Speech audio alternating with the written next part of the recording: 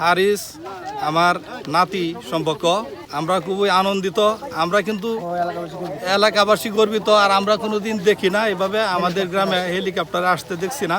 আমার ভাতিজা মোহাম্মদ হারিস, উনি বাংলাদেশে সৌদি থেকে আসছে প্রায় 25 বছর পর।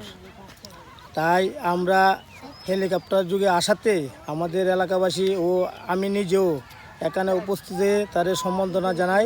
আমরা থেকে উড়ে যাও উপরে খালি এই পর্যন্তই দেখি, আর কোনো দেখতে পাই নাই।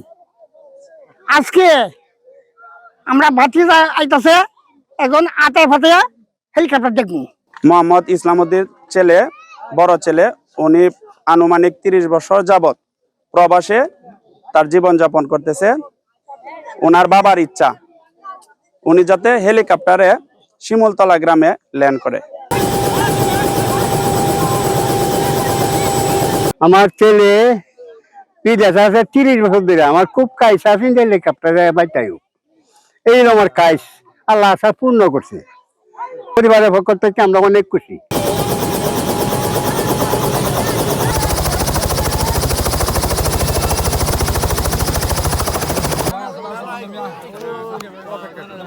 আমার একটা ইচ্ছা ছিল যে আমি হেলিকপ্টারে আমি আসবো। এটা একটা আমাদের গ্রামবাসীকে একটা সারপ্রাইজ। অলমোস্ট 31 ইয়ার্স আমাদের ফ্যামিলির মধ্যে আব্বা আম্মা ভাই বোন সকলেরই, যে আমাদের যে ফ্যামিলির সকলেই চেয়েছে যে তুমি একটা ভালোভাবেই আসো, মানে ওইটাই ইচ্ছা সকলেরই পূরণ করলাম। আমারও একটা ইচ্ছা ছিল, ওইটাই পূরণ করলাম।